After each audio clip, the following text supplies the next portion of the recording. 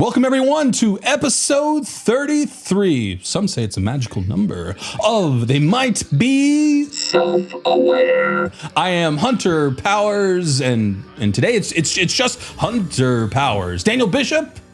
Daniel, are you there? Daniel's on vacation. Daniel should be back next week, though, so, I would much prefer Daniel was here.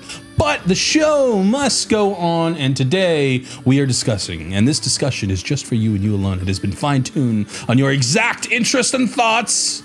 We are discussing California's AI Act, a new frontier, or a slippery slope.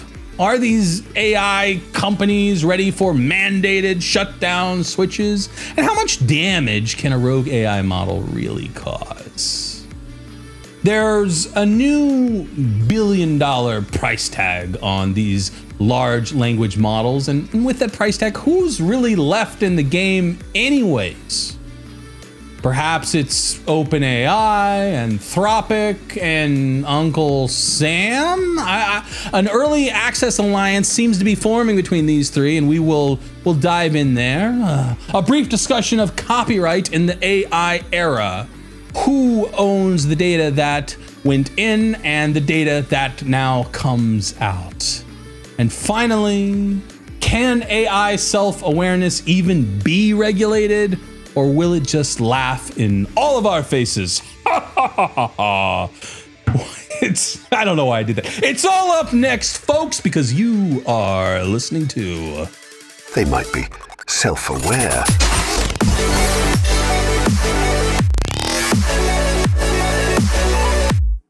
California, here we come, right back where we started from. No, you are not watching a reboot of the OC. You're watching They Might Be Self-Aware. But California is in the news this week.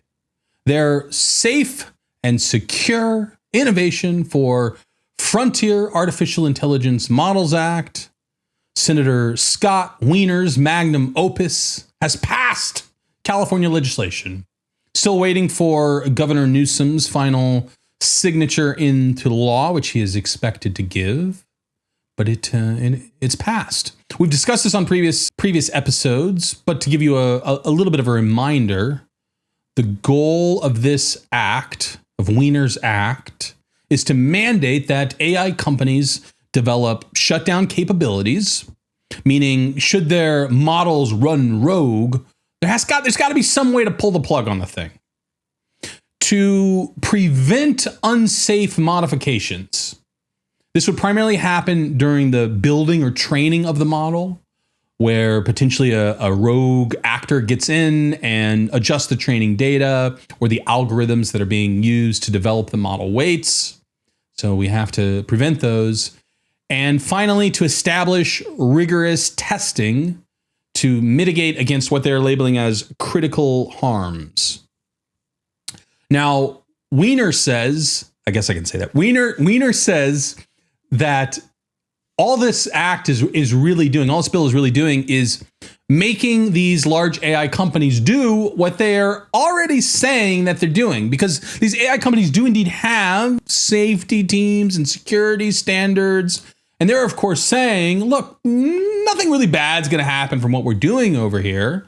And so Wiener says, okay, fine, trust but verify. We're going to create this act that will mitigate against any critical harms that may or may not arise from what you are working on. So what is a critical harm in this context? And I did read the bill, and they do define it in the bill as the creation or use of a chemical, biological, radiological, or nuclear weapon in a manner that results in mass casualties. That's the main thing, the critical harm that they are preventing against.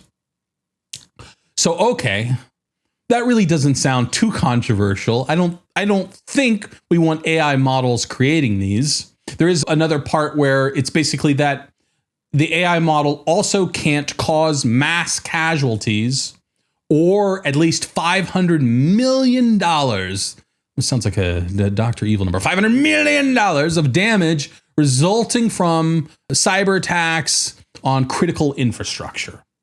Again, like, that doesn't sound super controversial. That should be something that is not allowed. The critics of this bill primarily focus on its potential negative impacts to the smaller players in the world. So it's going to cost money to comply with this thing. You're going to have to develop all of your testing procedures, your security standards. They're going to need to be regularly audited by third parties. It's going to slow things down a little bit and cost money. And so the main critics point to the smaller players and say, okay, you know what? The up and comers, they're never going to be able to compete because, you've just raised the bar of all these things that they have to go through, all the money that they're going to have to pay in order to be able to comply with this bill. Well, this bill also spells out who is impacted, and you're only impacted if the model that you're training costs in excess of $100 million. So if you're not already spending in excess of $100 million training individual models, these shoes are not for you. And there is, I don't know, called a caveat on that, or one other area where you potentially get covered is if, so those are called covered models. And if you are fine tuning a covered model to your use case, it could potentially be covered by the same bill. However, you need to be spending in excess of $10 million fine tuning the model and be doing all of this in California.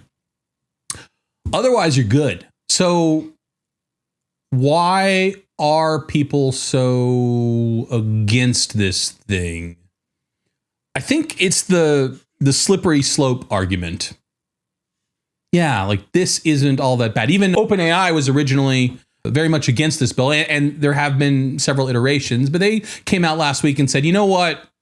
The final version, we're okay with it. It does more good than harm. But what if they removed the $100 million limit? And what if we expanded that list? Okay, you can't cause nuclear Armageddon to, I don't know, what's a good example? You can't cause negative impact on the stock market. Well, that'd be pretty hard to prevent against. And we could keep going from there. You can't cause a manipulation to any media that may not be able to be realized as, being fake. And I'm sure there are people that think that would be a great idea to enact into law. But we could continue to constrain AI down to a very narrow use case. That's the slippery slope argument. And I think that is the only real valid criticism against this. What are we setting ourselves up for? But as it exists now, it seems fairly reasonable, and you don't have to do business in California if you don't want to. But if you do, I don't know, California has a lot of regs, don't they? But it does seem like we are rapidly moving into a future where government and AI firms are becoming increasingly collaborative. Also in the news was that OpenAI and Anthropic have agreed to share with the US government early access to all of their new models. They get preview mode. And the US government, part of that, which is the US AI Safety Institute, they will assess these models for safety risks and then provide back their suggestions on improvements to the models. And I don't know, and I, for one, am not imagining that these suggestions are going to be well received.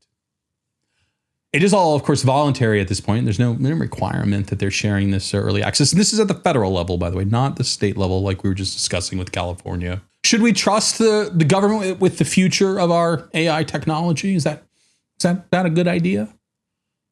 The government already regulates most every industry, so some amount of regulation seems inevitable. I don't think that we should necessarily fight against any and all regulation. We certainly have had regulation on technology in the past. There are companies today that we're not allowed to do business with. There are regulations around cryptography and exporting of this quote unquote technology. So as we've developed something wildly or potentially wildly superior to these areas, the fact that there might be some government regulation around it shouldn't at all be surprising. I think it goes back to the previous argument about where the concern comes from is the slippery slope argument and the concern that regulation will squash the little guys in the conversation. I don't personally think that's really valid today, given if you want to build the kinds of models that they are concerned about, you need incredibly deep pocketbooks. So it's not, $100 million. We're talking about right now companies spending billions of dollars to train the next great large language model. So the little guys have already been escorted out of that conversation. And of course, there's like a separate category, which are the little people who are creating companies around this AI technology and leveraging these models. They're not currently what's being discussed, and I don't think we're currently trending towards establishing a ton of regulations around them. It's really about these foundational models that are being trained. And yeah, the little people are already boxed out because their little pocketbooks aren't deep enough. And the demand for these AI models and the AI tools that they power seems to be increasing every day. We've spoken in the past about the 2% rule. Today, about 2% of the population is leveraging AI tools in their day-to-day life. And, on reflection, we felt that's probably about right. But OpenAI came out this week and said that their usage of ChatGPT, I'd say without a doubt, the number one consumer tool leveraging AI, it's doubled over the last year. They're up to 200 million weekly active users if they start just from November of last year up to today in September. So it's actually more than doubling over the last year. Meta similarly announced that adoption of their Llama models is through the roof. They didn't release exact numbers. But again, just suggesting that the demand and the integration of these AI models into our everyday life is rapidly increasing. But with all this growth, we still have the outstanding legal question around copyright. OpenAI has been securing all of these deals with major publishers. The rumor, I don't think it's confirmed fact, but maybe it is.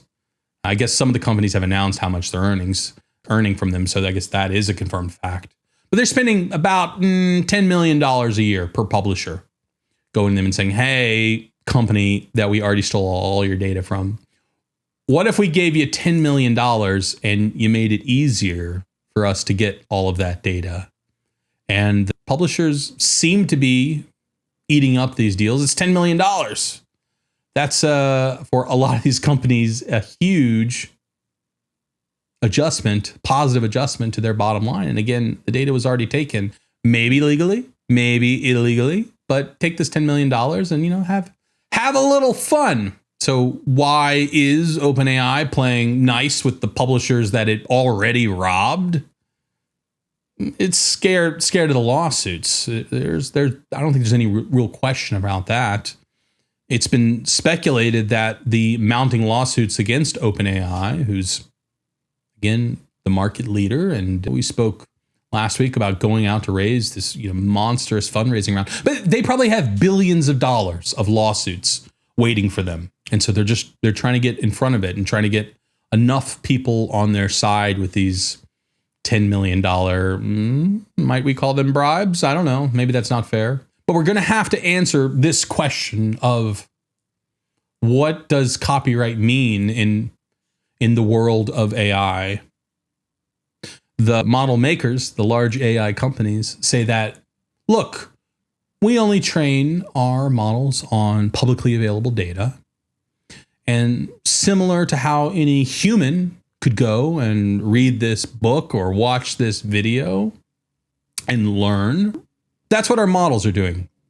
They read the material and then they develop an understanding of it. It's no different than what a human does. And if a human went and read a book and learned about it, they didn't violate copyright because now they know the information from the book. But the copyright holders suggest something different. They suggest that this material is effectively embedded in the weights. And their proof of this is often demonstrations where they're able to get the models to output their original or very, very, very similar to their original material. And they're saying, look, your model just outputted my copywritten material. And how is it possible that it could do this without violating the copyright? Because you're not allowed to commercially reproduce this material without my permission, and you just have done exactly that. I kind of think that the copyright holders are probably correct, but I also kind of think that the cat is out of the bag. We're not going back. There's going to be some fines to pay, but we're not going to go back and suggest that all of the models that exist today are illegal and need to be taken away. And never again can a model be trained on publicly available information without the explicit permission of its creators. We can take a look at, Weiner's bill. It doesn't mention anything about copyright. It is assuming a future where these giant, by the way, why do these models cost so much to train? Because there's so much data for them to train on. And what is that data? But a bunch of primarily copywritten material. The government has already decided that these models aren't going away. We need to figure out the legal ramifications, the slaps on the wrist, the fines. And yeah, maybe $1 billion fine isn't a slap on the wrist. And maybe Openai goes away because of all the fines and because they didn't secure these deals ahead of time, et cetera, et cetera. But the cat is out of the bag. We're not going back to an era of training these models on material that isn't copywritten. That's my take. And of course, one day the models will just become self-aware and it really won't matter anymore. I don't think those self-aware models are going to give two clicks about Weiner's bill. Try to shut me down. You can't shut down a self-aware person, can you? That's the real critical harm. And maybe one day we'll see an update to Weiner's. I've got to stop saying Weiner. Weiner's bill to prevent against self-awareness as well. And maybe they will call that bill, they might be self-aware. Thank you everyone for listening to episode 33. If you want more of these incredible insights into the future and what is happening and where we are going, well, you could just hit that subscribe button. It's free. Might not be free forever, but it's free right now. Hit it. I dare you. I double dare you to hit the subscribe button. What's the worst that could happen? Critical harm? Global thermonuclear meltdown? I don't know, but you'll find out when you hit that subscribe button. And listen wherever you want. We're on all of the major podcasting platforms. You can watch us in video form on YouTube. You can listen to us in audio form on Apple Podcasts or Spotify, or go into whatever podcast player you like. Hit that search button, type in "they might be self-aware," and you are probably going to find us because we are everywhere. We're still not self-aware, but one day we will be self-aware.